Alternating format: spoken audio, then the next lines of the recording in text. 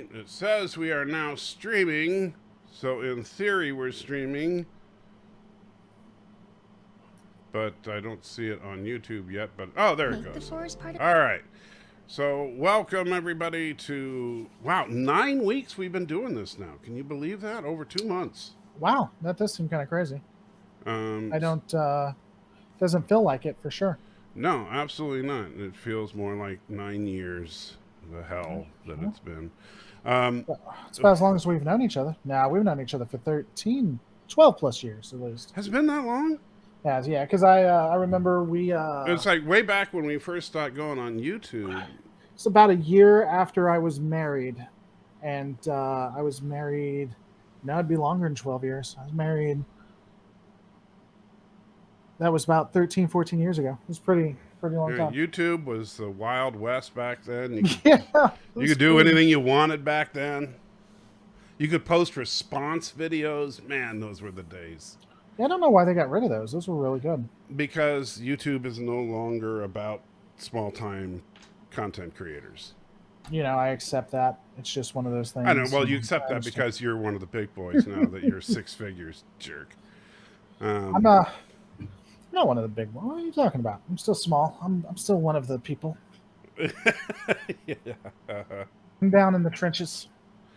Sure you are.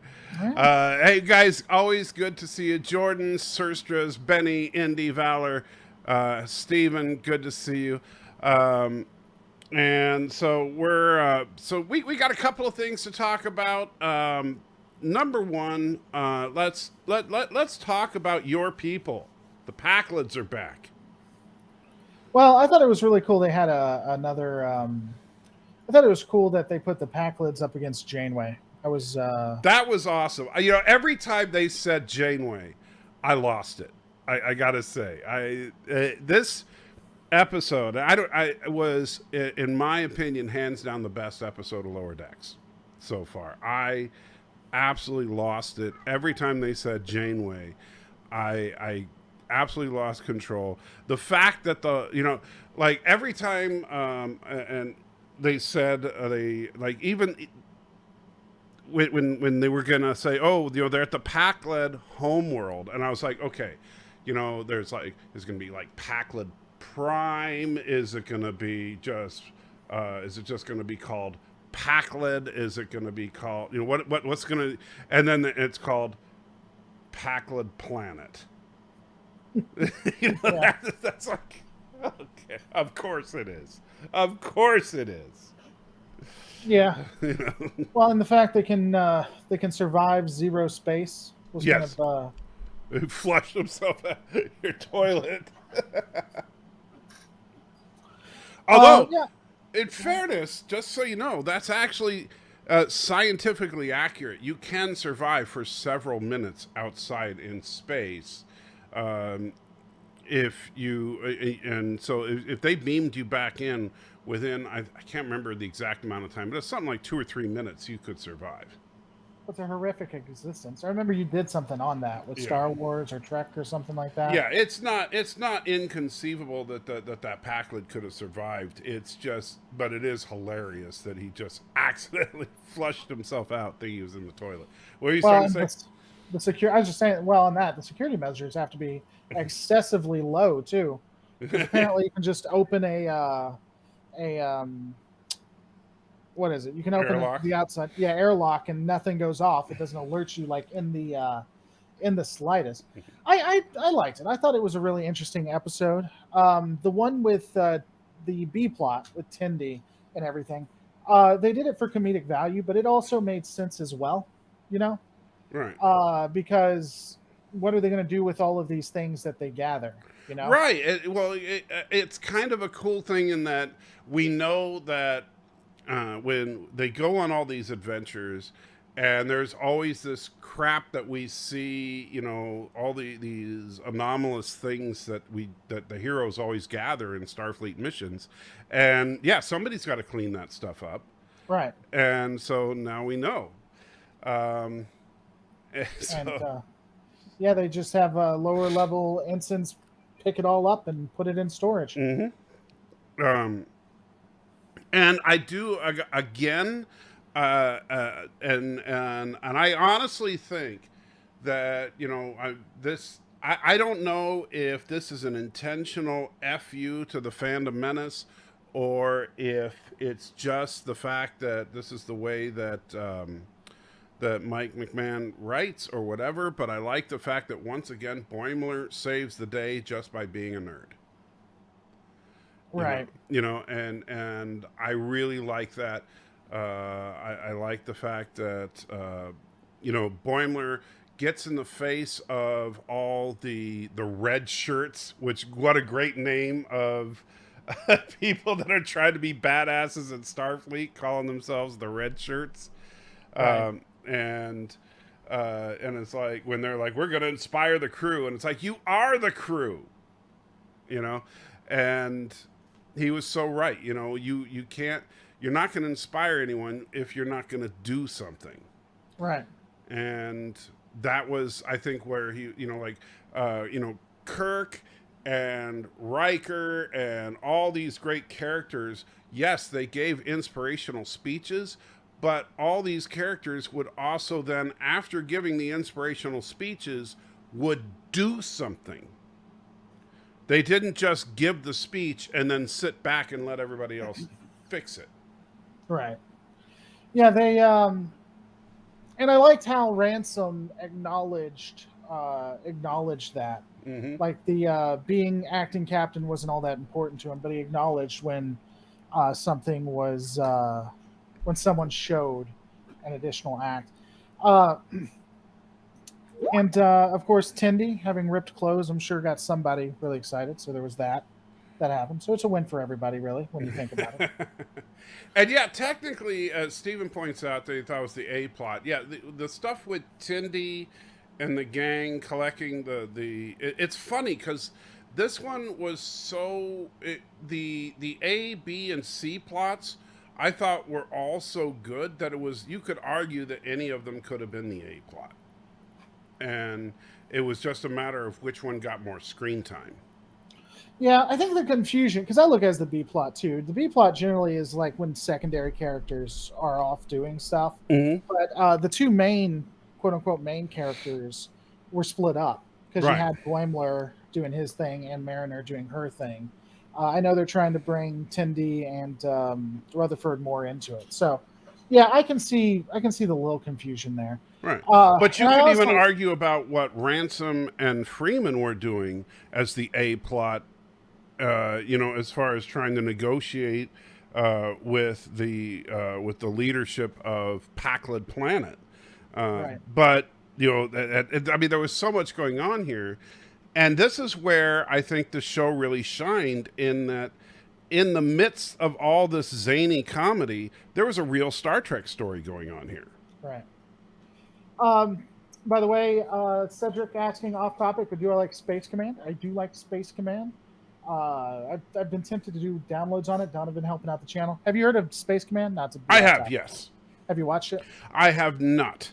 It's by the person who I forget how he was connected to Trek, but he was connected to Trek. I don't know if he was a writer or something like that. Right, and I know he does a lot with Orville Nation too. But yeah, I do know about it. I've been meaning to get caught up on it, but I have not. Right. So. Yeah, I look at, when it comes to Ransom and Freeman, I look, or Janeway. Sorry, Janeway. You got to remember it's Janeway now. I look at them as tertiary characters. Mm-hmm. I'd love to see them to come more into it. I'm glad we do get to see them. It's kind of weird because it really is reversed when you think about it. And I like that because that's what Lower Decks is. Their story isn't really as vital, and we don't see a lot of it. It gets the least amount of time, and that's a real reversal from everything else, which is cool. I like that they're keeping with that, right? Because the you would think the negotiations with the Pakleds would be the more important part, especially since they're destroying ships. Right. And the interesting thing about the Pakleds, and this is they've had the Pakleds as a reoccurring villain now. This is the third episode to feature them, and the Pakleds have consistently been on Lower Decks, I'm not talking about the Packlets as we've seen them on TNG, but in Lower Decks, the Packlets have been hilariously stupid, but also, honestly, a genuine threat. Right. And that's a very fine line for them to walk, and I think that they do it really, really well. And so I wonder if they're building up a villain behind the villain type thing, because they've mentioned it at least twice, where it's like, who's helping the Packlets? They can't be doing this themselves, right. So I don't know. And as you know, their intelligence agents are like far beyond anything Starfleet can compete with. So Yeah, taking a picture of his foot. or no, he's no, or like the ending, where they're talking about he was a good because he didn't give any of the information away. Yeah, right, as they give the information away. Right. And Alex says, I'll pay you a cool $3 million if you pretend to be the Human Torch. Here's some gasoline, Speedos, and a box of matches. Cameras will be standing by. Oh, okay. Let me see. $3 million? Hell yeah. All right, here we go. Oh, yeah, I see it right here. Let me see here. Oh, yeah, got it right here. And let me get the matches. And flame on. All right, great. Did you get all that? The picture's broken. Oh, man, I'm so sorry. Hold on. Let me pat this down a little bit. Oh, man, smoke is... Let me clear that out. And so, yeah, sorry. I don't know what happened to the picture, but, yeah, I did it. So, send me the $3 million, and I appreciate that, Alex. What were we saying? Well, you're a millionaire now, so I guess we don't have to worry about it. Yeah, awesome. So thank you so much, Alex. It's just weird. I like how they put a little British comedy into last week's Lower Decks about the hats. Oh, yeah. So the Packlets, they literally, the size of the hat is what determines who is in charge. I thought that she was going to put on the hat for a second. Like, Janeway was going to have the hat on. I'm in charge. Right. I was kind of expecting that too. I love the end though when she's like, when the person says, "Yeah, we didn't tell you that we were gonna put the whatever bomb on Earth," and then they beam away, and then there's that long pause, and they're like, "Wait a minute," long pause. You did a great job. You defeated Janeway, even though he just went out of his way to. What was it called? Was it a Vesuvius bomb? Something. I don't know if that was if that was an Easter egg or not. Yeah, that's what I was going to try to look up to see if there was a. Because at first I thought maybe it was the Romulan bomb they did, but no, that wouldn't have. That wouldn't have been it. I'd have to take a look because that would be interesting to see where they got that from. I don't know if they're going to go anywhere with it either. It comes down to a point where they keep sending the Cerritos on all of these missions that are like important, and yet it's still not going to advance. They're going to either have to have a joke with that or do something like make it more important. I don't know. You think they're going to go jokes, I have a couple of people that really want to know why you won't say Cerritos. Why would I say Cerritos? Cerritos. From California. The California city of Cerritos in the Solvangi. Yeah. Why do you refuse to pronounce it correctly? You mean the city from California? Yeah, Cerritos. Yeah, one wonders. The Cerritos. Yeah, we're saying the same thing. No, we're not saying the same thing. Yeah, the Cerritosi. Being a person who was born in California, I'm wondering why is it that you're purposely butchering the name? Why would I ever do something that annoys And hey, Captain Foley, good to see you. I'm curious, Captain Foley, what did you think of this last episode of Lower Decks? I didn't see your review of it. I think it was the best episode so far. I absolutely loved it. The Packlet planet and Janeway and everything. I just enjoyed it from beginning to end. But yeah, why is it, Laura? Why do you say Cerritos? Why won't you say Cerritos? Why do I annoy Californians? I'm so you're so you're just doing it to be a jerk to Californians. Can you be a jerk to those without souls? Ryan helping out the channel. The whole point of the Samaritan snare was about the dangers of underestimating something that seems harmless, though some fans seem to forget that. Well, I agree. The Samaritan snare is like that, as are the Packlets. So Trekyard says it was a good episode, one of the better ones this season, not the best though. So you didn't like it quite as much as I did, but you did like it. Gotcha. Can you please do a loud and gross raspberry for $1? After all, you lit yourself into a human torch for 3 million. Well, once I get to 3 million, absolutely, but I'm still waiting for the 3 million. Has to wait for the month for it to clear. Yeah, as soon as I see the 3 million, then I'll do all the raspberries you want for free.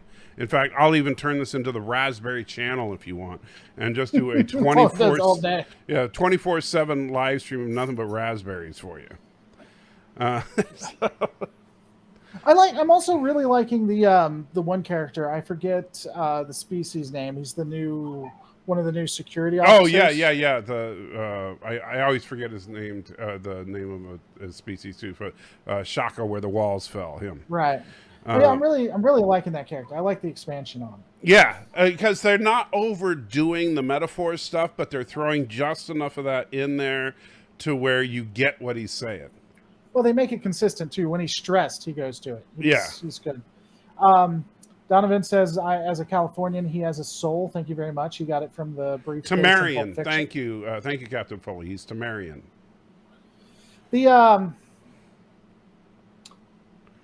Yeah, I don't know. Again, it was an overall good episode. No one was really stupid for stupid's sake. Mm-hmm. Everything made sense. You had I liked the insult even with the red shirts when he was putting them down. He's like, no, they work. How do you say it? They work for Starfleet. We work in Starfleet. You know, there were officers that were like that. Yeah. There has to be. Especially in the post-Dominion War era, which is when this is set, I believe. So, yeah, I mean, overall, it was a good episode. There's really not more to add to it. I hope they continue on with it. I really do hope the Pac-Led thing comes to a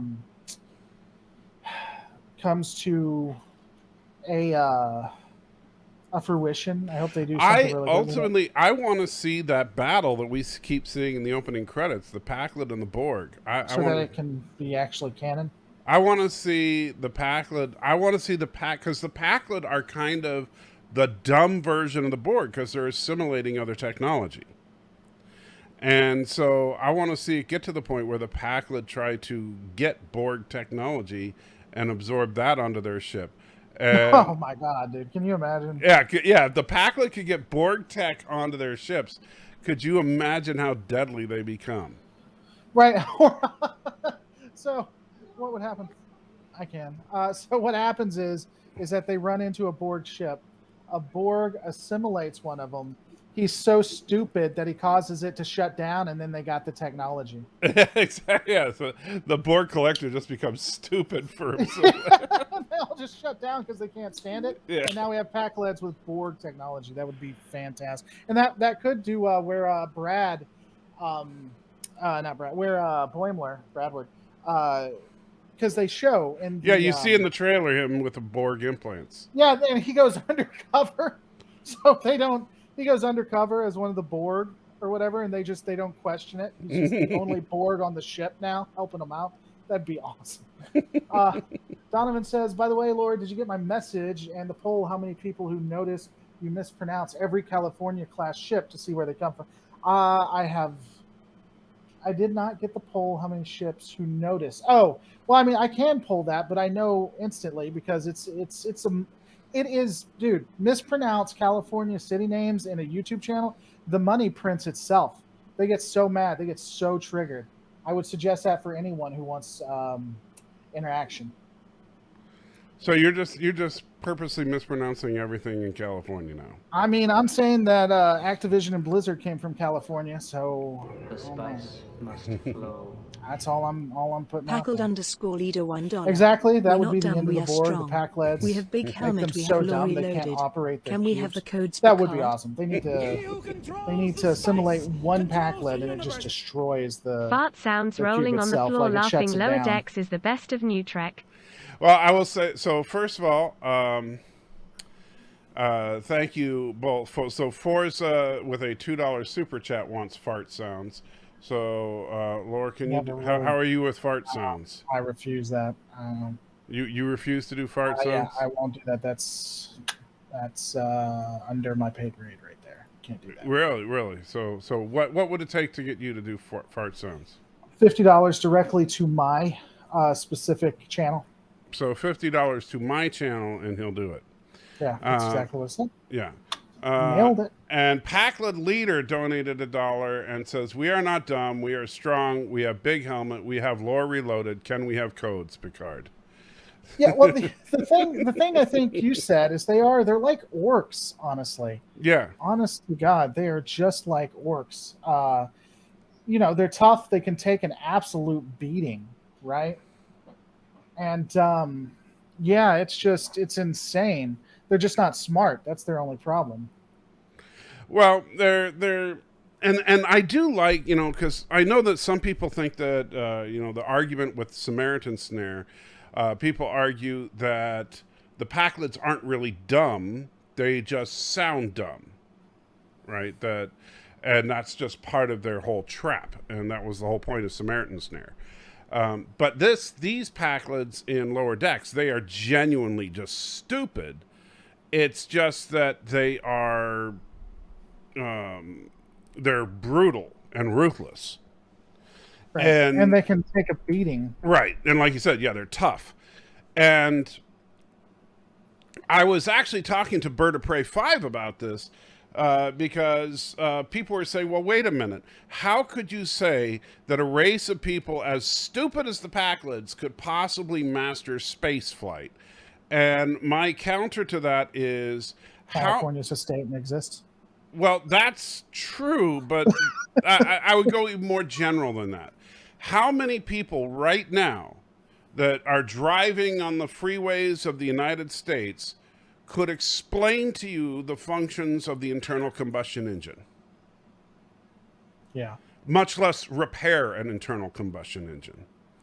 Right. And so we think about things from an engineering perspective, that how could they have mastered spaceflight? They don't have to. All they had to do is buy some ships initially, which they probably did by interactions with Ferengi. If all they had to do is have something on Packlid planet that the Ferengi wanted, and they could have gotten their initial ships. And then, because of their big orcish, brutish strength, they could have gotten through brute force their initial weapons and then upgraded from there. Right.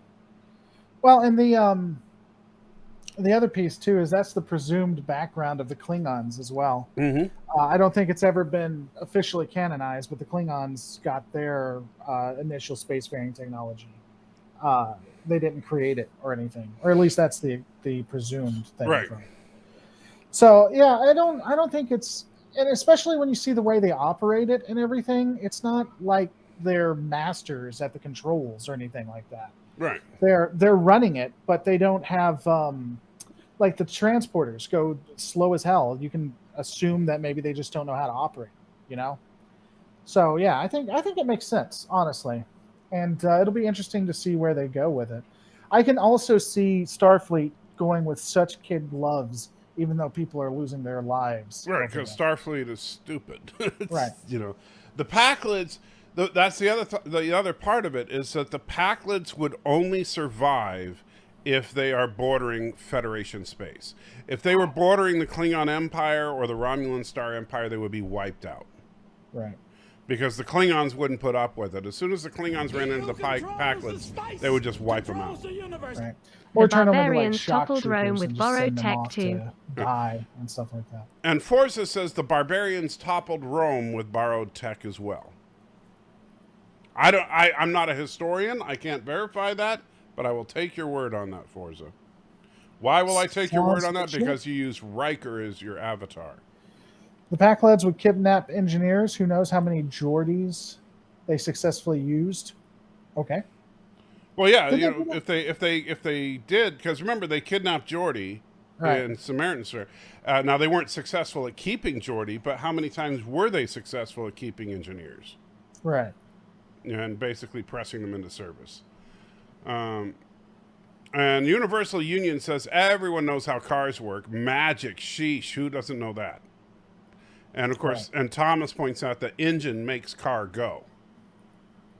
That's true. That's how it works. If people really thought about the fact that they have fire in front of them, literal fire, I think that would impact their driving experience. Well, not just fire, but small explosions. Right. You know, small controlled explosions in chambers. You know, Right. you know, Connected to gasoline. yeah. So yeah, it's great. It's awesome. But yeah, so moving on. Let's talk about from the good to the bad. We'll go from the good to the bad to the ugly. So from the good to the bad. The bad was, well, What If was not that great. A lot of people liked it. I talked about it on my channel a little bit.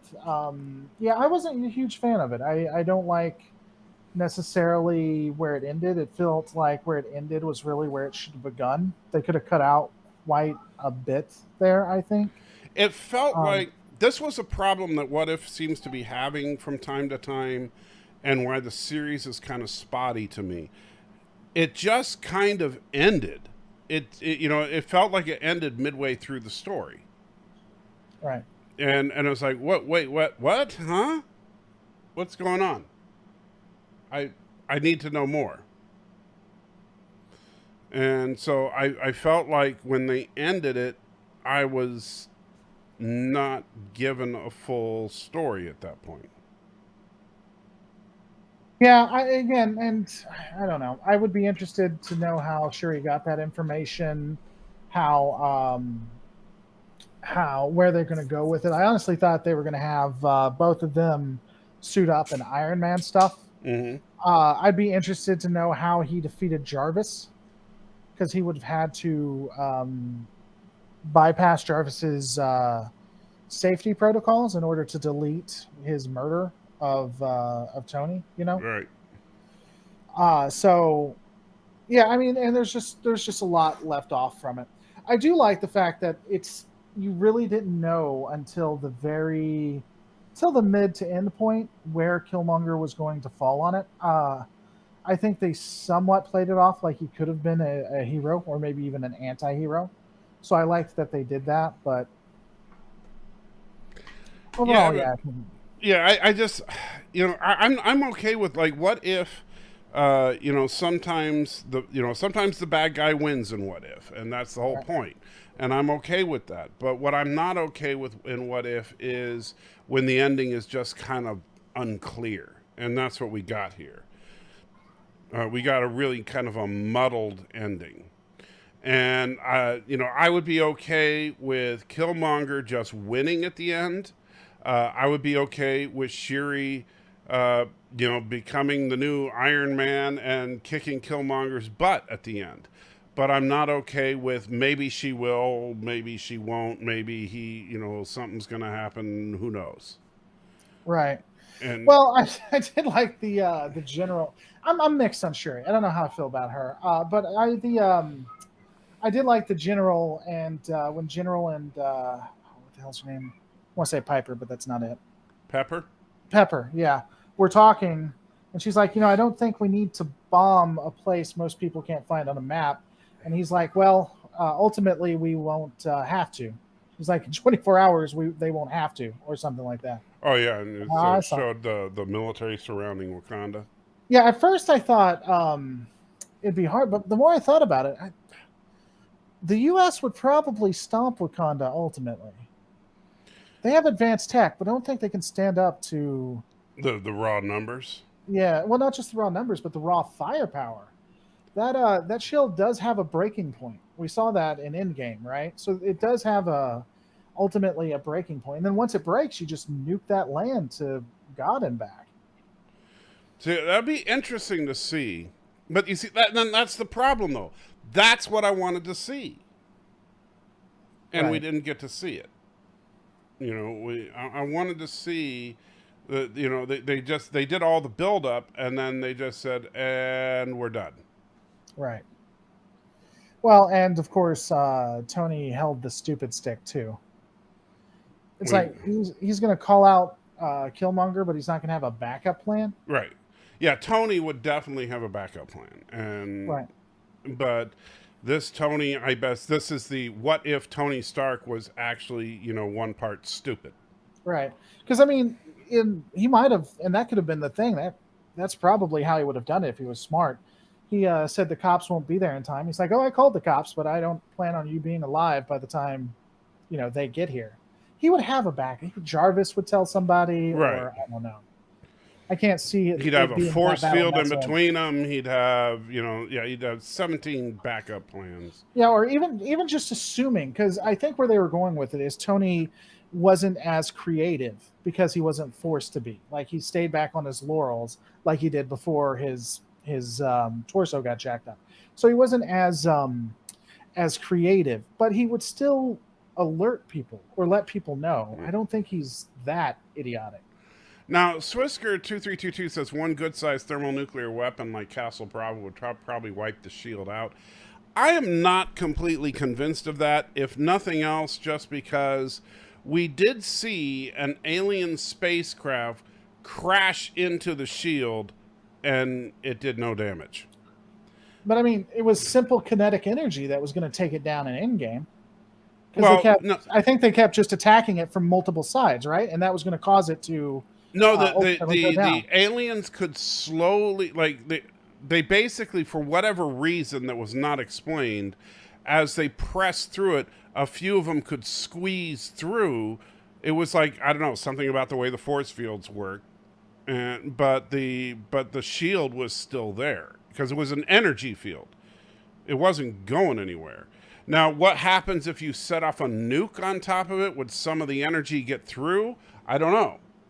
Yeah, but I mean... But they didn't... Because we don't really know. The problem is all things vibranium is magic in the MCU. Right. So... Well, the other thing, too, is that this United States was ready to, go to the ultimate World War III because of what happened. So I don't know that they would stop with a nuke. Like, if a nuke didn't work, they might try 4 nukes just to see how it goes. And, I think there is there's ultimately a limit to that shield. At least it feels like there's a limit to that shield. Right. Now, Thomas, I think digging under the shield would work because we did see that work in Endgame. Mm-hmm.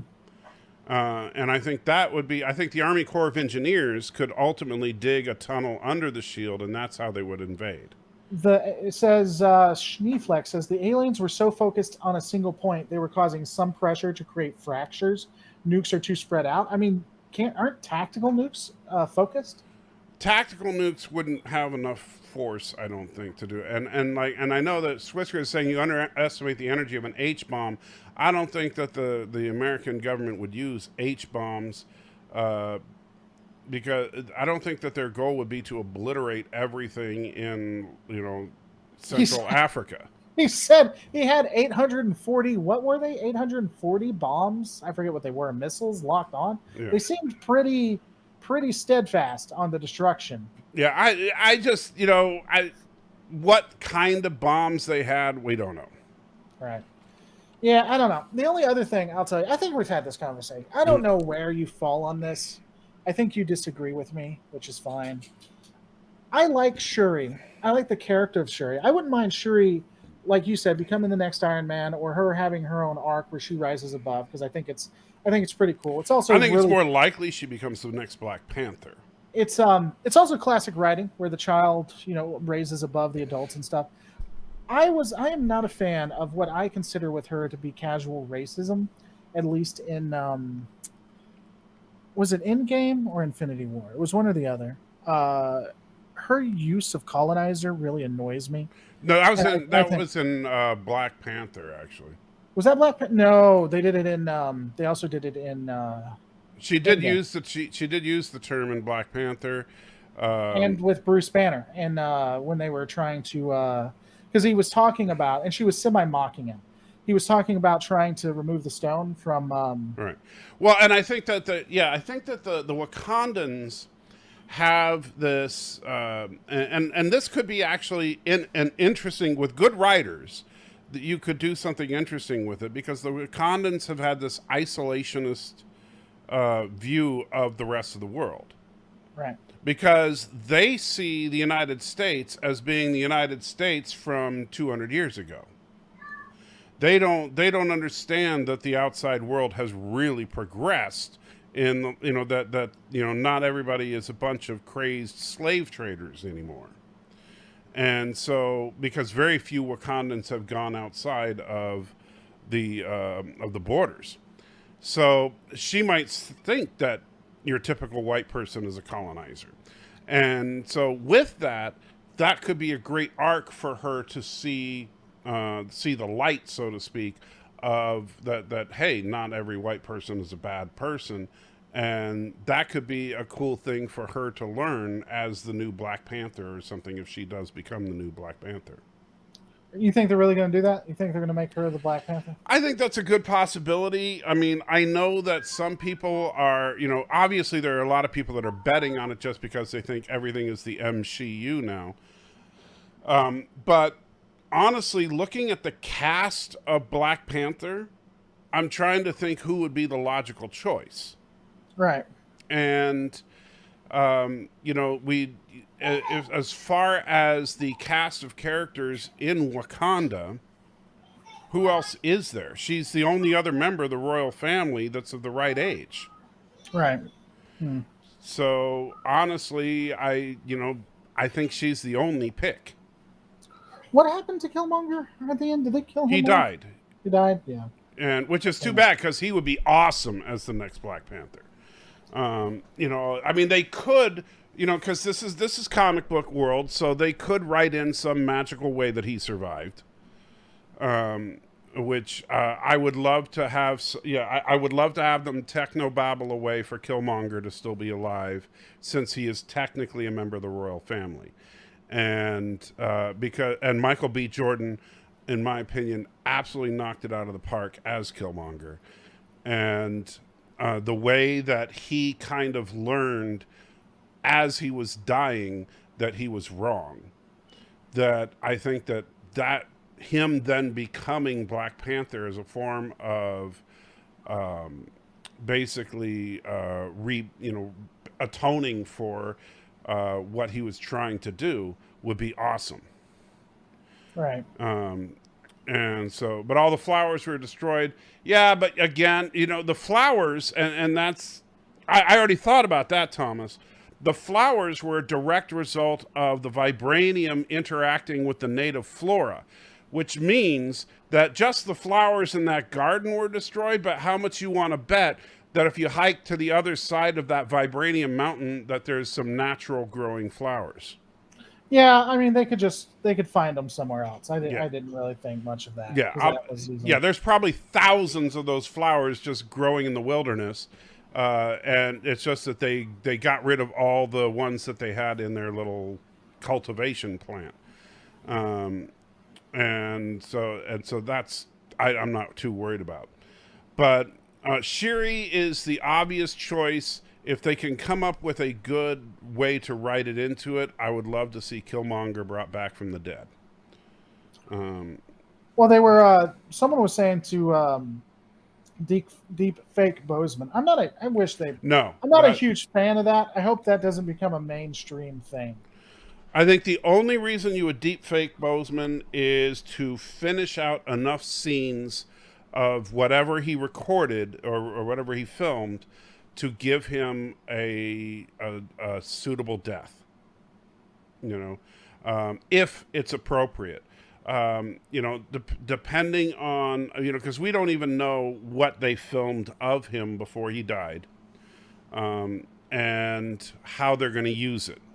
Because what I do not want, and honestly, when Black Panther 2 comes out, what I really do not want is for Chadwick Boseman to be in scenes in the same way that Carrie Fisher was in scenes in Rise of Skywalker, where every little bit of dialogue he has was clearly not meant for that scene. Where they edit it together just to put him in the scene, and then they write something where he gets on a plane and the plane explodes, and they say, "Oh no!" and that's it. Right. I don't want something like that. If either you have him, and look, everybody knows Chadwick Boseman died, so I think that if just the way I would do it, if I were Kevin Feige, honestly, I wouldn't, I wouldn't try to be coy about it. I would simply reshoot the movie from square one and the first scene of the movie would be T'Challa's funeral. I'd either do that or I'd kill the character off pretty quick. I'd have him. I'd either have it at the funeral or I would have Black Panther like in the full suit and have him die in the first couple of scenes. Right. Like you only saving show him in the somebody. Black Panther suit, so you don't have to have T'Challa. Right. And have him die in action. Right. But and like, show what's happening, maybe saving something or right.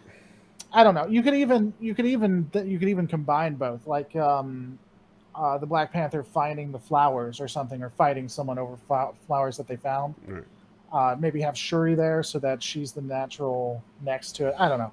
Something of that nature. Mm-hmm. And so, yeah, but something to where you take him out at the very beginning, or you just start with his funeral, and then the beginning of the movie becomes, okay, who's going to be the new Black Panther? Right.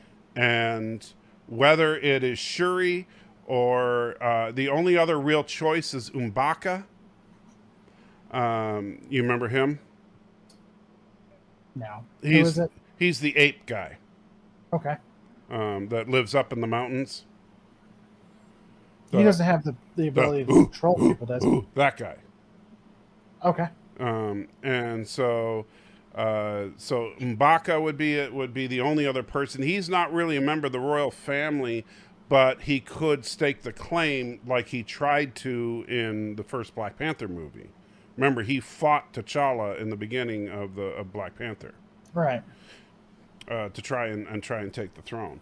So I could see M'Baka doing it, or Shuri. I couldn't see really too many other people. And then move on from there to whatever the original story was going to be, just substituting them for T'Challa's old part. Right. And so of course you dedicate the movie to Chadwick Boseman. Which they've done that before. Yeah. And yeah, it's truly sad that we lost him, but it happens. It's just, what can you say? But unfortunately, and Chadwick Boseman's, final real work was What If? Go figure. Right, which was crazy. And both of them were about death, yeah. Ironically, which is kind of crazy, I thought. And so,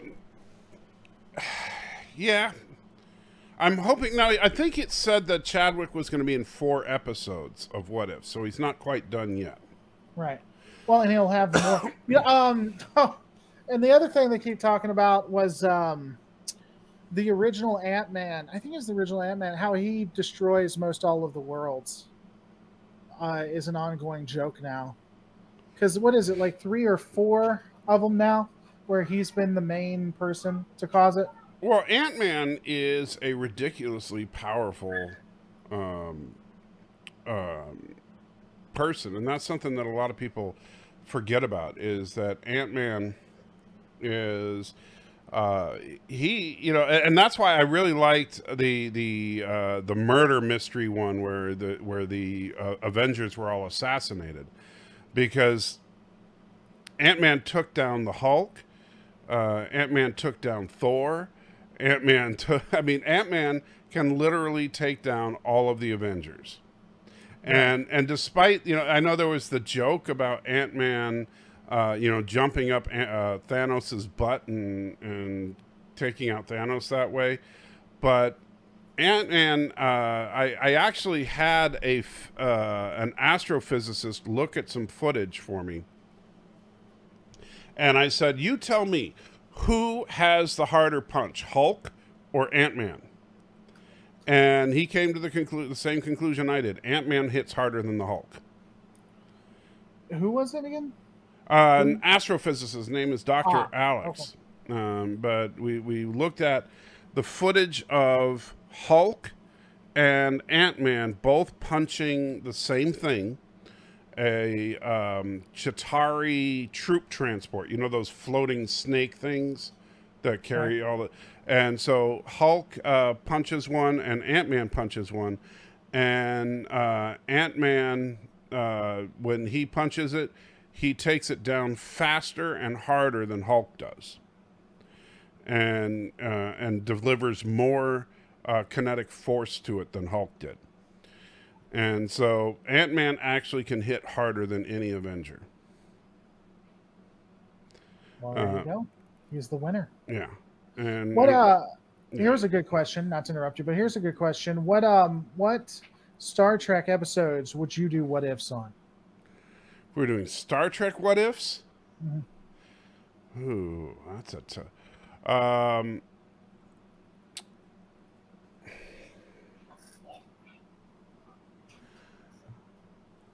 Here's a oh man.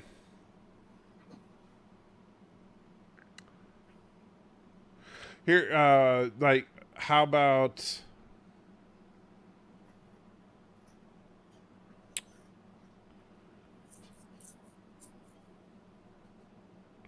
I'm trying to think of how to do it, but I'm thinking of like, what if Matt Decker was successful at taking out the Doomsday Machine? Okay. And how, or what if Captain Kirk failed at taking out the Doomsday Machine? Either one. That could be interesting. Yeah, for me, I think it would have been like the ones I would do would be like Best of Both Worlds. What if the Borg won? Or in the Pale Moon Light, what if the Romulans actually found out about the plot? It might be fun with Measure of a Man, where data is just replicated. What if the Borg actually attacked the Federation when the Raven, bothered the Borg instead of waiting until decades later when Best of Both Worlds happened? Oh, yeah. Yeah. That could have, so I think there's a lot of interesting things you could have done with it. What if what if the whale War? probe actually, attacked? Or what if the whale probe formed an alliance with the Federation? Yeah. The spice. Or someone brought up the Klingon Civil War Act, or Non-away War Arc. What if the hand. Law who was it? The other house had won. The two, what are the big-breasted women? I forget their names. Ursula and you know what I'm talking about. Yeah, the Klingon Civil War that was ran by them. So I got a $1 super chat from Nanaue, Nanaue, and it says hand lore nom nom. Okay. I'm a little confused by that, but yeah. What if Lore was the dictator of Kuroga instead of Bird?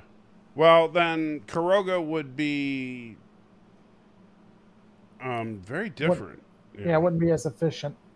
Wouldn't be as efficient, but the orphans would get food. So... What if and Forza? Because what if Q? What if Q created all non-TOS track after Farpoint? What if Q created all non-TOS Trek after Farpoint? Well, not sure what that means. Like what if he sat down and wrote it? Doesn't even make any sense. Yeah, I'm not sure what that means, Forza. What if species 8472 isn't stopped? Then they would... that's an interesting one, because... that's a subject of a lot of debate between some nerds, because species 8472, depending on who you believe, was either just after the Borg or was going to wipe out all life. Right. We had that discussion beforehand. Yeah. And so, depending on who you believe on that, I think that would be an interesting one to explore. So, like, what if Voyager simply refused to give up the bioweapon to stop 8472, and let's say Voyager ends up getting assimilated by the Borg, the Doctor deletes himself, so the data is lost forever. 8472 destroys the collective. Then what? Does 8472 begin to attack the rest of the galaxy, or do they go back to fluidic space and call it a day? Right. Or just take over what the Borg had, like create their own stronghold. What if Kirk had survived instead of Picard in Generations? Then the world would have been so much better. It was a horrible way to kill him off. What if Janeway didn't destroy the caretaker array? Yeah, there's a lot of what ifs you could do with it. I think there's a lot of fun you can have with it. It actually could. What if in the Trek universe could actually, that could work a lot. Yeah. There you go. Got your own series right there. See? And Daniel says, if you were in the writer's room, how would you tie in Star Trek Strange New Worlds into TOS and tie into canon? Well, excuse me.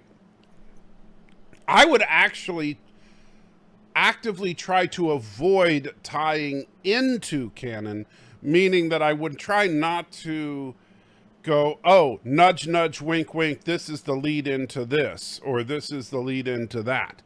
What I would try to do is just make sure that we don't violate continuity with things that are coming.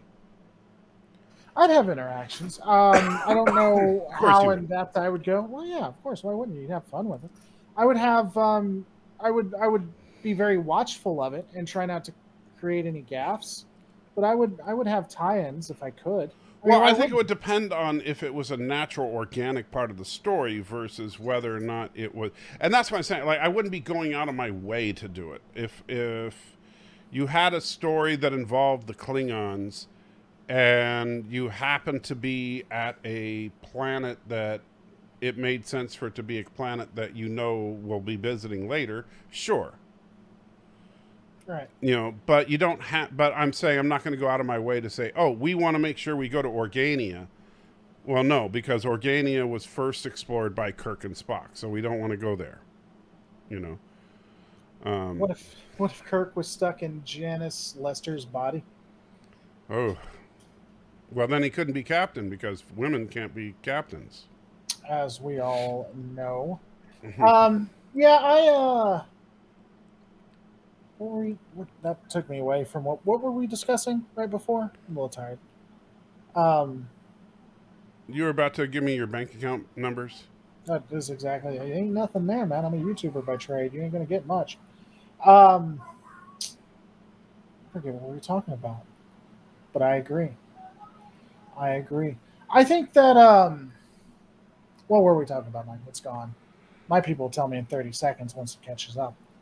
You were saying we were talking about what if, and then you were saying that I don't know, something.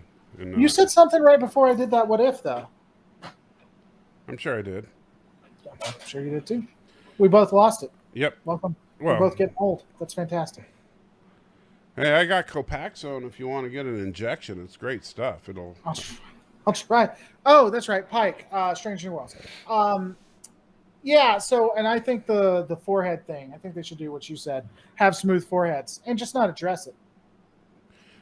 Well, or you could try to, if you want to do a Enterprise-esque storyline where you do try to explain the Klingon dichotomy, I'm okay with that as long as you really put some thought into the writing.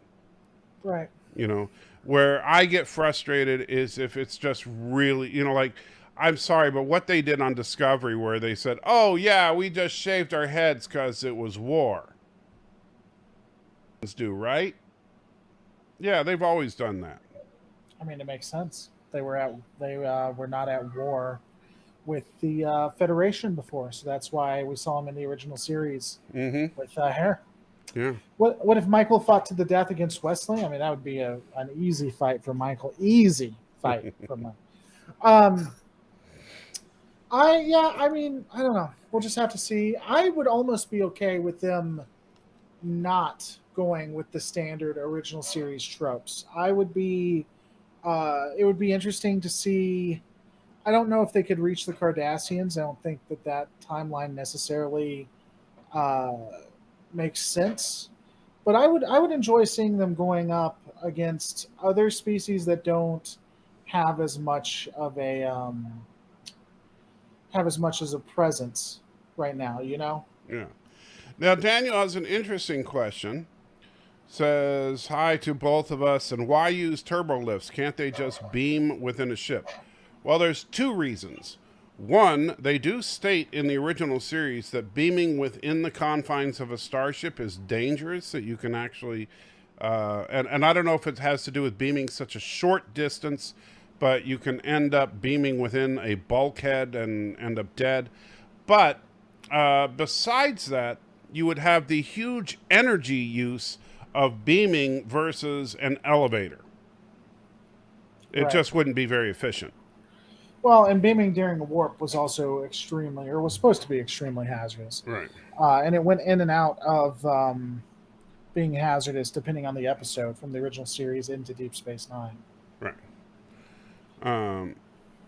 So, and, yeah, so and keep in mind when you say they beam to they beam to the med bay all the time.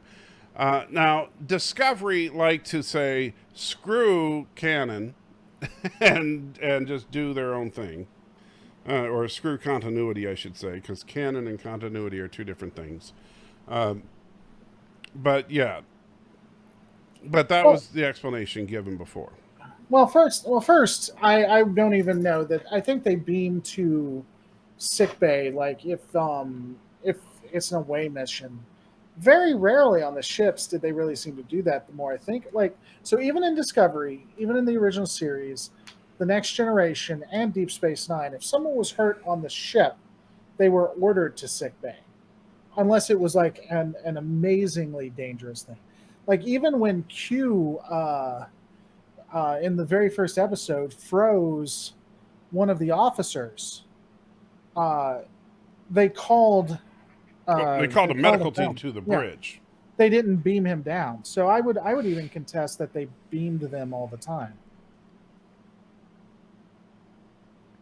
Because I remember that. Because well, first off, I had just watched that, and then I was doing an episode on disabled Starfleet officers, and they didn't beam her when she had an accident. Right. And then in Discovery, even in the second episode, maybe it was the first, where the guy at Con, no, it was either Con or Ops. I think he was Ops. The thing explodes right in front of him. The panel explodes right in front of him, and he's told to go to sickbay. And remember, he gets lost because he's. It was really strange seeing Kor and his ground forces band in the episode Errand of Mercy. Yeah, no, because they were at war with the Federation. I mean, so. And Indy Tiger, thank you, puts in a $5 super chat, says it was really strange seeing Kor and his ground forces band in the episode Errand of Mercy, because they were at war with the Federation, how they were bald. You remember how bald they all were in Errand of Mercy. Yeah, it was kind of weird. Yeah. It was. I'm glad that. Well, maybe it was like it was supposed to be, because remember Roddenberry said they always had ridges. They just didn't. You had to imagine it or whatever. So maybe we just needed to imagine that their heads were bald. Maybe that's the funny thing about that is that now when I was young, and Star Trek: The Motion Picture came out, and we saw Klingons for the first time in Star Trek: The Motion Picture, as the reimagined Klingons, and we saw Mark Leonard on the bridge of the Katinga class. Nobody freaked out about that. Like people freaked out about the Klingorks and stuff like that, because we understood that, yes, this is what the Klingons would have looked like in the original series had they had the budget. It was just kind of accepted. It really didn't become a thing until Deep Space Nine actually canonized the idea that Klingons changed their physical appearance. Right. Well, and again, I think it was you, wasn't it? When what they should have done is when they did that episode, just have him without the ridges and not address it. Right. That would have been hilarious. You just, like, for some reason, just as a homage to the era, Worf just doesn't have them. Right. But I also, and I gotta say, and maybe it's just me, I think the Klingons look better in Star Trek The Motion Picture than any other Klingons we saw before or after. Because I think people missed out on what the concept of the Klingon head ridges were. Because after that, the next time we saw Klingons was Commander Krug and his crew in Star Trek 3. And that's when they really got to where Klingon head ridges became like this weird Neanderthal kind of skull, and every Klingon's head ridges were different, like thumbprints. And, and then, of course, when we get to the TNG era, it's like the head ridges were almost like a family crest. And so, and it just became very distinctive that different Klingons had very different head ridges, and you could recognize a Klingon's family based on the head ridges. Just like if you look at people today, you might recognize that someone is Italian based on their nose. Right. And the problem that I have there is that if you look at the head ridges in the motion picture and really look at them, they're not head ridges, and they're actually the spinal column going up and over the top of the head all the way to the nose. And so it's actually the Klingon spinal column goes all the way over the top of the head. And so you actually see what its function is. That is the Klingon spine. And which is interesting because that actually creates a Klingon weakness. Because if you punch a Klingon in the forehead, guess what? You could actually sever their spine. Yeah, I didn't know that. Yeah. And so I thought that was actually a really interesting concept, but then they got rid of it the next time we saw them.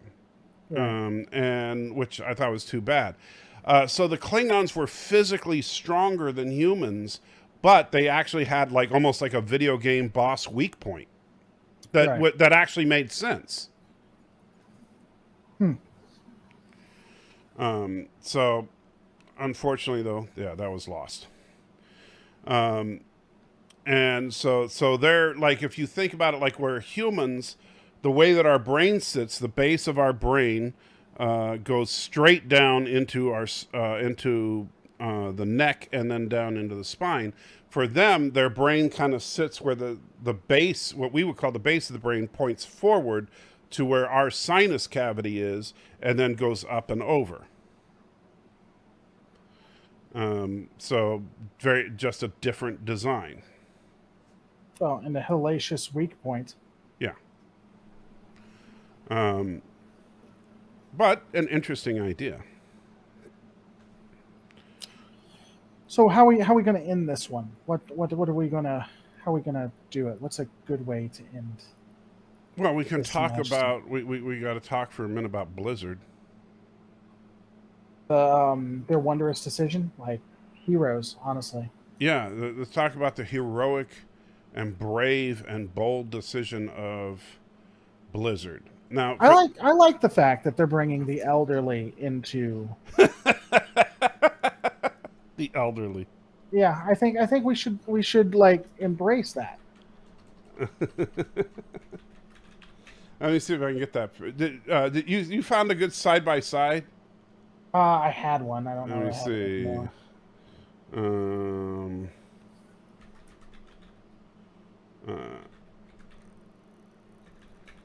Let me see if I can find a good image. Because, yeah, it's... Want to tell them what's up, or you want to wait for the image? let me see if I can find the image first. So they... that's just the new one. Yeah, just do... because what I did was Amazon Diablo 2 side by side or something like that. As I did Diablo 2 Amazon side by side. I went to images. Diablo 2 best builds, resurrected. There we go. WTF it says. Let's see. Open image in new tab. There we go. All right, so let's share screen. There we go, and share. So here we go. So you can see that they decided to, before they had this large-breasted blonde bombshell for the Amazon character, and they, as you say, bravely replaced her with an elderly lesbian.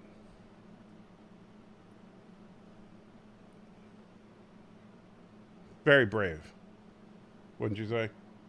Yeah. Well, I mean, I don't know why you brought lesbian into it. That's you didn't know? That's kind of misogynistic. But removing the. I'm kidding. I'm kidding. Oh, I'm kidding. Yeah, of course, it's okay to make fun of people as long as you're a kid about it. That's fine. I get it. You're right. I do not know, so I will not make that assumption. Correct. Lesbians don't have to be ugly, do they? That's true. They can be beautiful. But yeah, so this is how they changed the Amazon model. Now, the reason they changed the Amazon model, and keep in mind that the other character models were not changed to this extent. And most of them, they tried to keep the basic spirit of the models the same. He who controls the spice controls the And universe. We were talking about that. By the way, I'm going to need you to look in your Discord in just a second, because this is awesome, and I can't share it on yours, but maybe you'll share it. The Amazon, the sorceress, I think is still beautiful in it, and they didn't look like they changed it at all. Oh yeah, there we go. That's just. I mean, it's basically that much of a change. Where did you find that? I was just looking in the Google search thing. That's just a lovely, lovely picture. Anyway, yeah, they drastically changed it. It's stupid. Yeah. So yeah, they so their explanation was from the folks at Blizzard. And Daniel, thank you so much. Throws a extra life hippo at me. I appreciate it. So the explanation that Blizzard, remember I told you we were going from the good lower decks to the bad what if to the ugly, the Amazon here. But the explanation given from Blizzard was that because there was recently some accusations of sexual harassment and misconduct by some of the staff at Blizzard, that they wanted to make sure that they de-sexualized the characters because they didn't want to be accused of misogyny. So the way to avoid being accused of misogyny is to make her ugly. Well, and that's the stupid thing. So first off, let me show you this too. They've already made a sexy version of her. And this is real. This was from Heart of the Storm. I could have swore. Did you send it to me on Discord? Or? I did. All right. So they've already done it. And the second thing is and this is going to be this is going to be really weird. I only own a small business, so I don't know what it is to own something like Amazon, or not Amazon, but Activision. So maybe I'm way off here. But maybe you could, maybe, just maybe, not uh, have a sexist culture where women want to kill themselves. Right. Instead of worrying about what your models look like. Maybe. And again, I know it's this millennial like view that I have, but maybe we do that. I can't put it in. Why can I put that in? Well, and it's kind of like when we look at some of the ways that we see some of these characters being drawn over at Marvel and DC. They're doing similar things with them where they're like, oh, well, we don't want to have, All right, go let him. we don't want superheroes to look like these hyper sexualized characters or whatever. And it's like, you realize they're not just hyper sexualized characters. They're supposed to be like perfection, right? They're supposed to be like, almost like the Greek gods and goddesses of the modern age, right? They're supposed to be perfect human forms. Right. And thank you, Forza throws a piece of crap at me. Well, there's one you can share. Well, yeah, that's the thing. That's the fantasy, right? You want to play as these like good-looking, attractive characters that are awesome and that just like win everything. Right. Yeah, I don't want to play as an average-looking person. If I wanted to play as an average-looking person, I'm already an average-looking person. Or you'd walk outside? Yeah, That's like, you know what? Hey, guess what? I don't want to play as an overweight guy that uses a cane either. Because I've already got that superpower. Thank you very much. I understand that you may want to, like, if for some games, especially RPGs, sometimes making the character customizable is a cool benefit. Like, you can make the character look older or younger. You can, change their hair color or skin color so that you can, customize it to look a little more like yourself if you want it to. If you want to make if you're black or white or Asian or whatever, you can adjust it. But, to purposely make the character less attractive because you yourself got in trouble for treating females like garbage, there's a real problem there. I mean, it's just the more I think about it, the more insulting I get about it. Because are you saying that like extremely attractive women, so skinny blondes are not women. They're not actually women. They can't be warriors.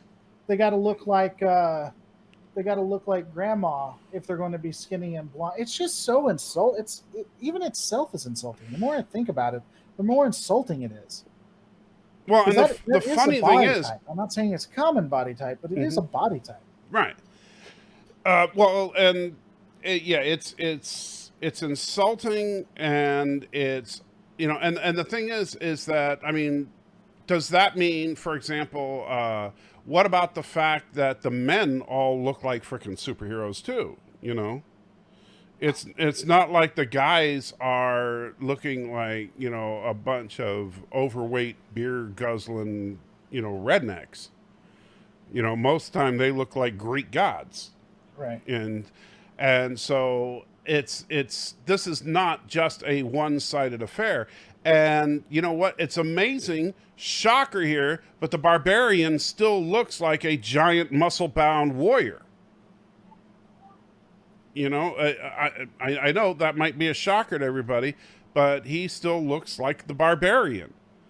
Right. All the other classes are still pretty much recognizable as their original classes, but this was an absolute insult and she's a very popular class to play. So I can totally understand why a lot of people were offended by this, and I think that, and Blizzard's excuse is just pathetic. And don't get me wrong, I am going to play the crap out of Diablo 2 Resurrected when it drops on Thursday. I've been waiting for this game for a long time. But for the people that actually change that model, I'm sorry. That's pathetic. Well, and you said it before, and maybe you pointed it out, but the developers who made those models aren't the developers who... Right. That was 20 years ago. Now, yeah. And it's not even the developers, arguably, you know? Right. Yeah, the people that are making Diablo 2 Resurrected had nothing to do with Diablo 2. Right. You know, they are, except for the fact that they are taking this classic legacy game and giving it a facelift. They put from what I've seen, they put some really neat new features on it, and to modernize it and make it so that it'll run on, on the new BattleNet. And there's some great stuff that they've done with it. But they've said, and in their interviews, they've said their primary goal was to keep the D2 experience the same, except to make it look like a competitive game today. What they should have been saying for Warcraft 3 when they redid that. Right. Basically. And for the most part, that's what they've done. It's just that they should, but then they also could add to that, except for where we decided that it was too politically incorrect. And it's like, but what's so politically incorrect about the Amazon? She kicks butt and she's a woman. Why are you, what's wrong with that? Right. I really, it's like, seriously? Now Wonder Woman is politically incorrect because she looks good? Fandom _Menance $1. Disney has ruined Diablo. Yeah, it's frustrating. It's a woke flop. Fire Kathleen Kennedy now. Oh, Boycott Lordy. Everything. Now, some people in the chat are almost as bad as the people over at Blizzard, because I just got the Fandom Menace donated $1 and said, Disney has ruined Diablo. It's a woke flop. Fire Kathleen Kennedy now. Boycott everything. It's true. Yes, it's Disney's fault. So there you go. That's what we've learned today. It's Disney's fault. Boycott Diablo. However, I already pre-ordered it thanks to Wesley, who actually gifted it to me. But I am so looking forward to playing it on Thursday. Gifted stuff? Why am I not gifted stuff? Because you're a jerk. Yeah, but doesn't mean you shouldn't give me stuff. Well, maybe if you sent me that little video you were supposed to send me like 2 weeks ago. Oh, yeah, I still got that. I should have sent that to you because I have it. It's sitting there. Yeah, well, yeah, maybe you should do that. All right, so what do you got going on? By the way, really did enjoy your. While I disagreed with some of your stuff, I do enjoy the videos that you've been putting out lately. I've been meaning to, like one of these days we got a debate about some of these topics you bring up, like which? What are you talking about? Well, like your disabled people and Starfleet and stuff. What about that? What did you disagree with? Well, like, I don't think disabled people should necessarily be serving in the military. Okay. Well, your argument would then be with Starfleet, not me, though, because I'm doing it based on what their standards. Right, but if you're, but I'm just saying the position. Well, if you're just saying, well, this is what they are doing, fine, you can. But if you're just playing the reporter thing, I'm just saying, but what is your position? Well, I think Starfleet is not exactly pragmatic like our militaries are. Mm-hmm. I would say that if I was doing it and trying to make sense of it, I would, of course, it would be based on, it's a spectrum, obviously, but I think that there would be 3 different stations you'd have, or 3 different slots. You'd have like planet side, station side, and ship side. And I think ship would probably be the most strenuous and the hardest to become a part of. But I think that there would be positions available at the planet and station. I think that Starfleet does have one unique thing that would be different than the modern military analogy that we use. And that is the simple fact that what we call, like, basically the way that the military works today is that if you cannot function as normal, and yes, normal is not a bad word. If you cannot function as normal, meaning that you cannot do the normal aspects of a job that is required, then you don't get to function. So in the military, if you cannot do, push-ups, set-ups, 2-mile run, if you cannot lift, if you cannot walk, if you cannot run, if you cannot, then you can't be in the military. However, 100% of the United States Armed Forces is based on work in 1G environment. Now, you used a lot of footage of that one chick from Deep Space Nine that was from a planet that's from a low G environment. Right. And did you see my response to that? I don't remember what you said. It was a long video, and I apologize. My memory is not as good as it used to be. Sure. So no, hey, Thomas, harass Matthew for me, buddy. I'll be over there in a little bit. So what it is it's based on the words they use. So again, this goes back to Starfleet, because I was looking at it from a Starfleet standpoint, right? It goes back to Starfleet. Starfleet, she used, and Starfleet used disabled, handicapped.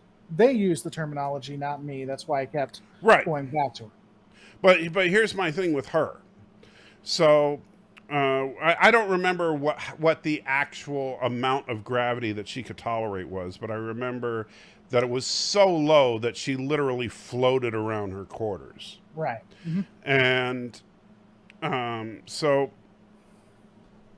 if her planet is that low a gravity environment, then she could still serve in Starfleet, but only in environments that have that low a gravity, which means that she would serve on a ship that was entirely crewed by her people or people from similarly low gravity environments. And so for her to, and this is the way the military works, for her to serve on Deep Space Nine, no, they do not give you any special privileges. You don't get a wheelchair. You don't get to, any extra time or extra, accommodations. You either can do the job or you can't. If you can't, you don't serve on Deep Space Nine, period. Yeah, so I think that there should be, first off, again, it's Starfleet. I understand Starfleet is, liberal utopia BS, but I think accommodations to where if she can get to most of her areas in a wheelchair, then she should be able to. Again, like if we're talking like Babylon 5 or Battlestar Galactica or something like that, I think it's a different conversation.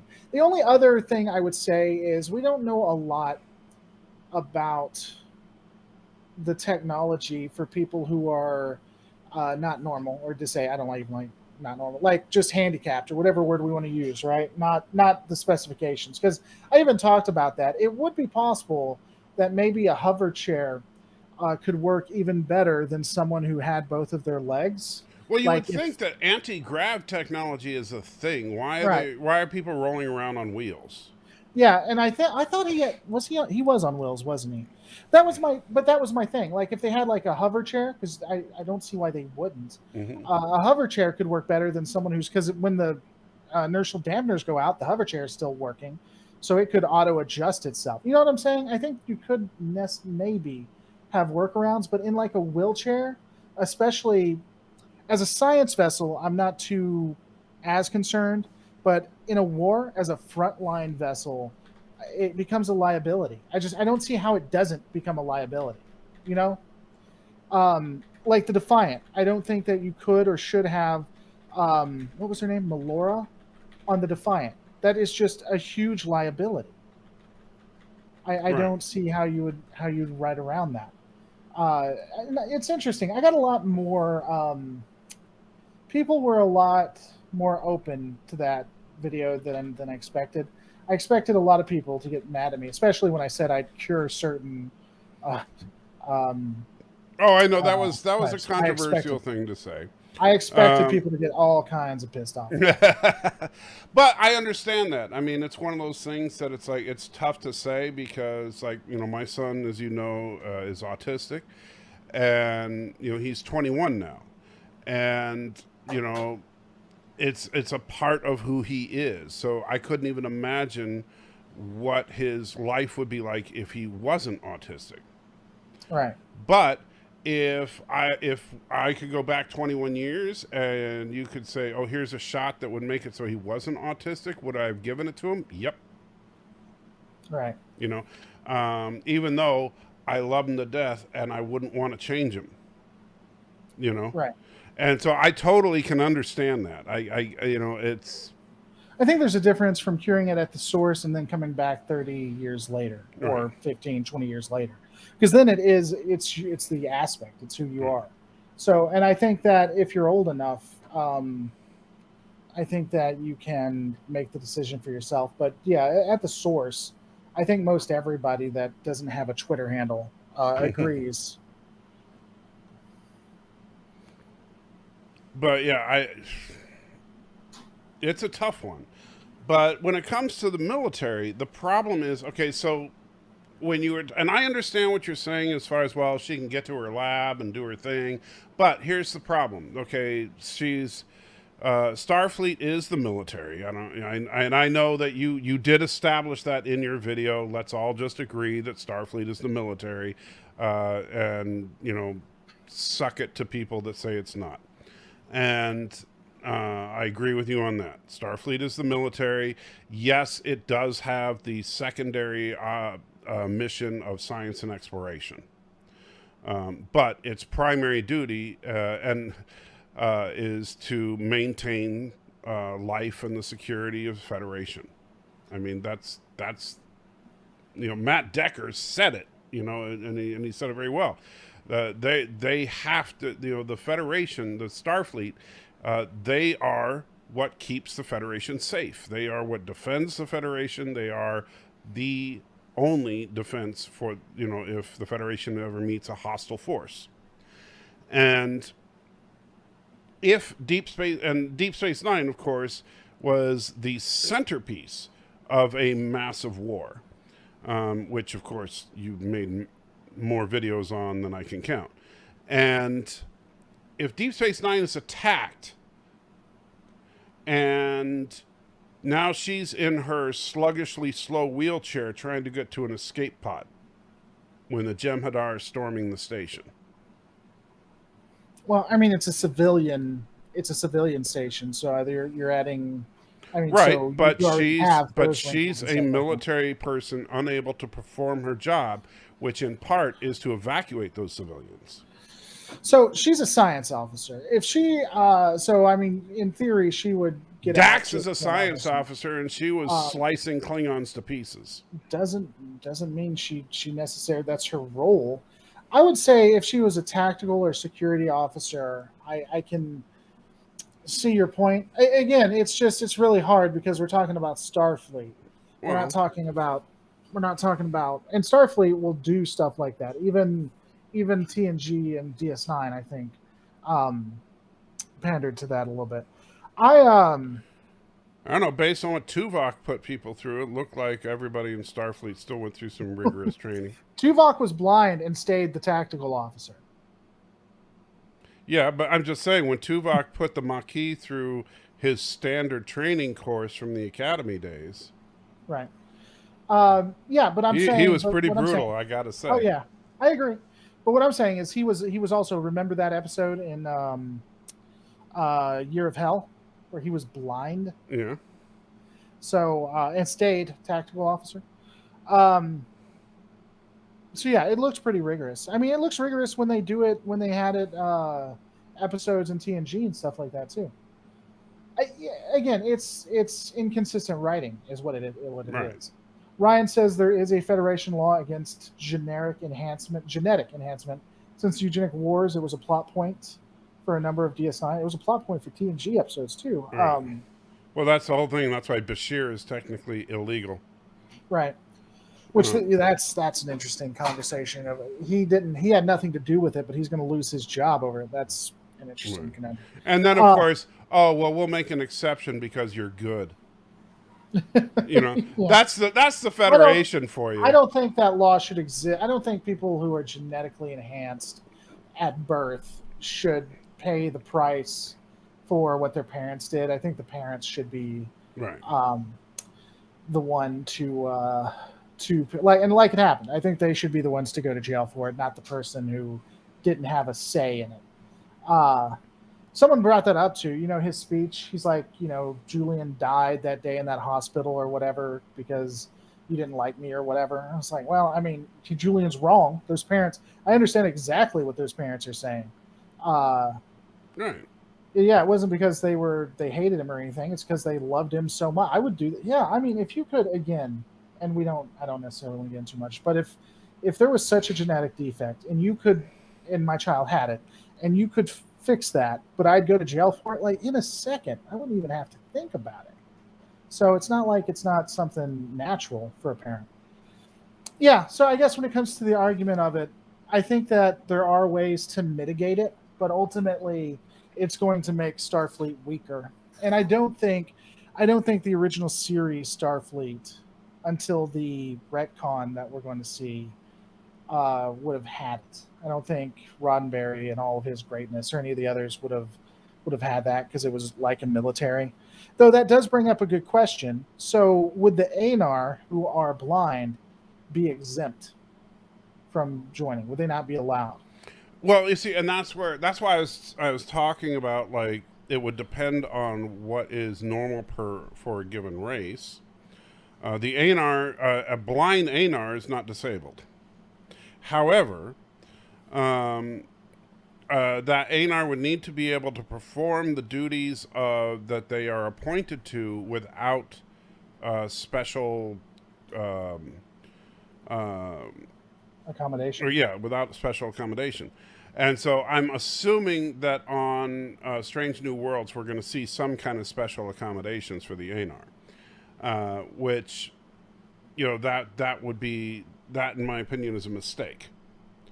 I think that if you can, and I know because you mentioned, and you kind of said it in a snide way, which is your thing. You like to do that, but like you were talking about in TNG, that the disabled people are okay as long as that they have some device or whatever that makes it so they can perform as well as the normal people. And you were talking about like Geordi and his visor and stuff like that. Well, I mean, that's just what TNG does. When I researched TNG, that's what it was. That's what they did. But that's honestly how disability should be treated in the military, is that the only time a disability should be ignored is if the disability can be compensated for by the individual to the point where it's no longer a disability. And so in Geordi's case, his eyesight is actually better than everybody else's. Now, he does have its own drawbacks that he has to deal with the headaches, but the headaches are not interfering with his ability to do his job. Right. Arctic. I'm sorry, go ahead. Yeah. So I mean, I know you said it in a little bit of a snide way, but it's technically the correct way to do it. I said it in a snide way because of how Starfleet operates and how they're inconsistent throughout. Oh yeah, I'm not saying they're not inconsistent. Come on. Yeah. Arctic Fox says also need to remember Dax lived through several lifetimes, so it's not surprising she could fight the way she did. Yeah. No, you know what? That doesn't give her muscle mass that would be required to fight Klingons twice her size. No, but I mean, that's why she's able to fight like she does and is a science officer. Was Ezri any good at fighting? Did she fight at all? She got captured. She did that. I don't remember if Ezri she fought at I did not particularly care for Ezri. So I didn't either all that much. The Vietnam episode. Oh my gosh, we agree about something? I mean, it's whatever. She didn't have enough time. They shouldn't have brought anybody in. They shouldn't have brought anybody in. Oh, I think she was a total mistake to bring her onto the show at all. When they killed Dax, they should have just left Dax out. Because to bring her in violates everything the Trill stand for. We don't continue relationships with people that we knew before, but I'm going to make an exception and continue relationships with everyone I knew before. Right.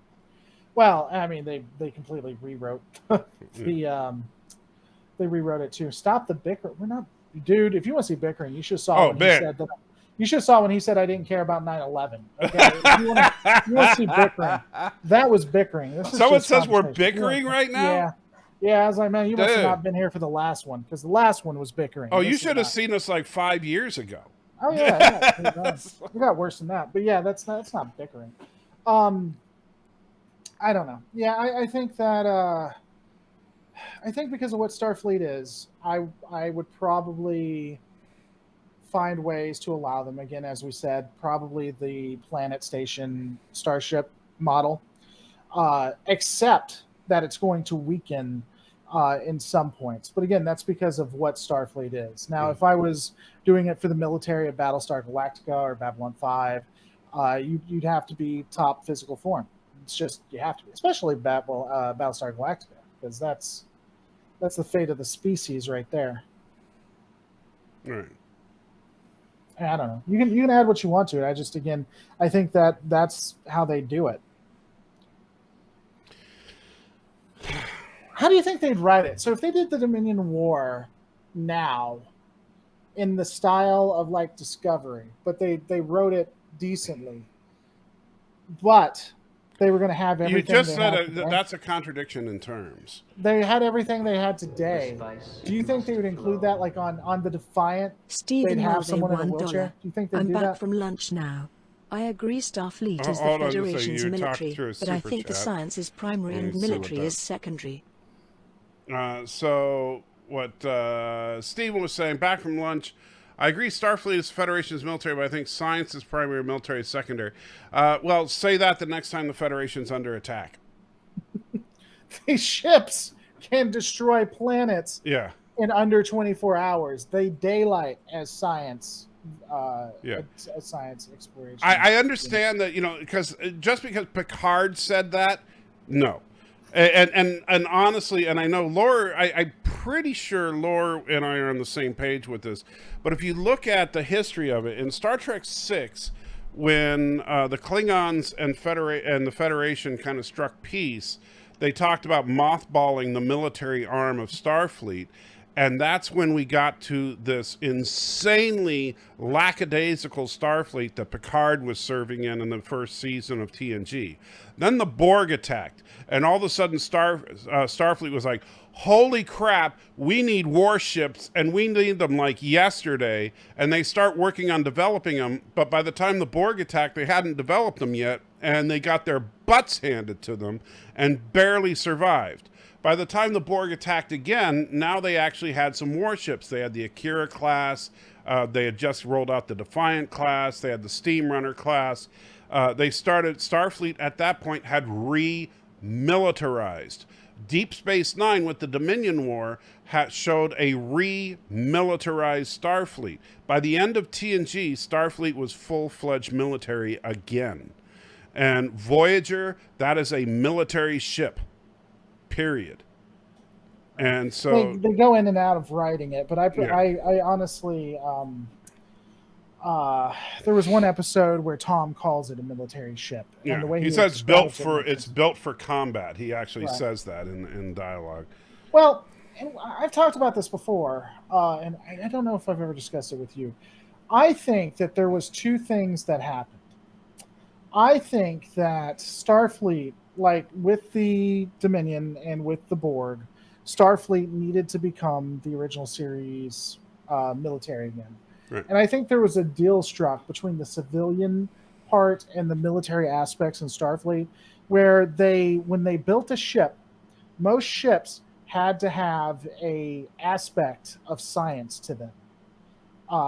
But they were also military ships that were built. So like the Intrepid or Voyager was built it could be a long-range explorer vessel that could just explore for a long time, but it's also a fast scout that can take a ton of damage and has redundant systems, right? Like, and I think the Sovereign is a top-of-the-line ship that can do all kinds of scientific studies. I mean, they have all kinds of science labs for days, but it's also a battle cruiser. I think they made that absolutely agreement. And I've made the argument. I think the Intrepid class could take down a Galaxy class. I think. I think the Intrepid class is actually a pretty badass ship. And the Sovereign is just basically the Intrepid's big brother. Right. So, I think the Titan is a post, and I put that up before. We haven't seen a lot of it, but I think the Titan is a post Dominion War warship that it was built. I think it was built with the Dominion in mind when they made it. Anyway, so we've talked a lot, and I know Laura's getting sleepy. I can see it in his eyes because, Laura. This bickering. Yeah, all this bickering. Laura and I bicker. We're like just two old people bickering. Well, I'm old. Laura's not that old. I'm pretty old. I'm almost 40. Shut up. I am. That's horrible. It makes me feel bad. I don't like thinking about it. Yeah. You know what? That's why I date younger people. Is that right? Is she younger?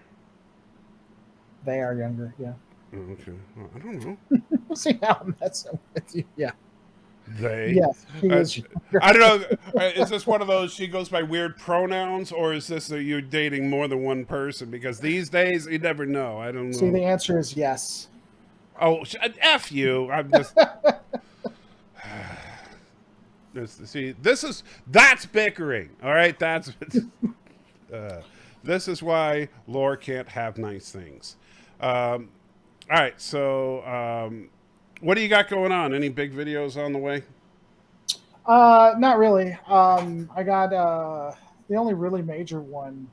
I got two. I got a Terran Empire thing, Terran Mirror Universe thing, and then I have Cisco is a Section 31 agent. Oh, not that again. It's the only way it makes sense. First off, I've never done a video dedicated to it, and it's the only way that it makes sense. It's the only way. I hate it. By the way, I just got alerted. Z goes by Z-Zim, just so you know. Z goes by Z-Zim? Yeah. So if you refer to my girlfriend, you can say, I can't wait to talk to Zim, or Z is doing well. Yeah, I'm not doing that. Just so you know. You better hope I never meet Z, because Z is going to hate me. So, I think neopronouns are probably the dumbest thing. Yes. Connor. We would agree with that.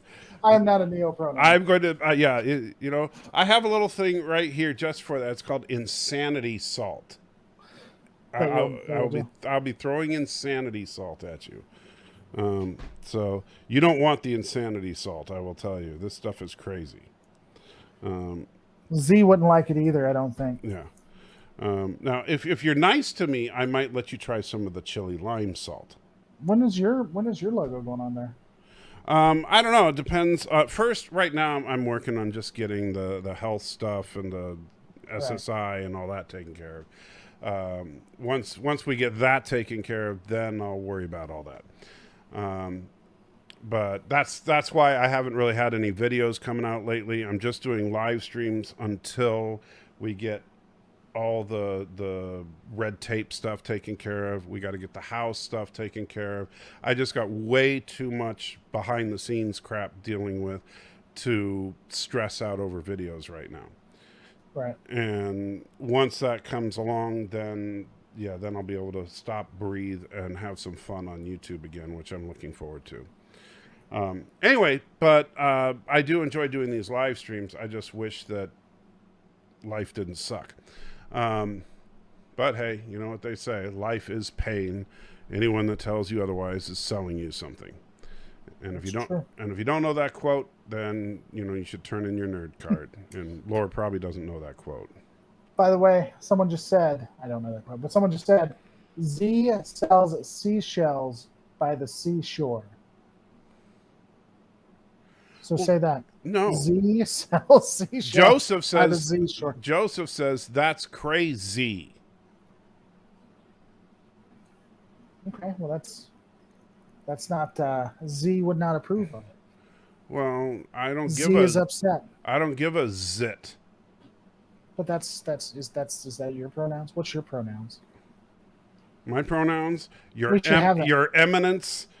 We should have those below Whatever, us. you know what? At any time I have to fill out a form, if it actually asks for pronouns, I will put like your eminence and your holiness. Have you seen ones? I've never seen one. I have with you about DS9 one that does and like Boy, Mr. and Mrs. or Miss, but I've never seen any. Do they actually have now preferred pronouns? I've had online forms that have said, do you have a preferred pronoun? And when I do see something like that, yes, I will put your eminence and your holiness. Do you make them? Because I hate that crap. So, and Steven, thank you so much. Says, I agree with you about Deep Space Nine and Voyager, but in TOS, Kirk says Starfleet uses force as a last resort. Well, yeah, so does the United States military. We don't just like walk in and start shooting, you know. As much as some of us might want to. Yeah, you know, that the idea is that force is considered a last resort, but it's still the military, you know. It's still when we go to war, you know, we don't call Greenpeace if we go to war.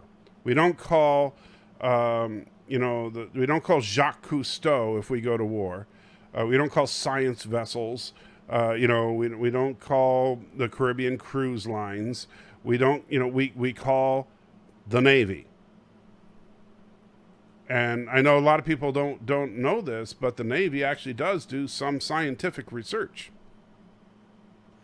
But that's not their primary duty. Anyway, guys, so we are going to wrap it up there. So we'll be back next week unless Lord, continues with his horrible stuff, in which case we'll be bickering and I won't see him ever again or something. And so with that, take it easy and, live long and prosper, Jolan True, and all that good crap or something.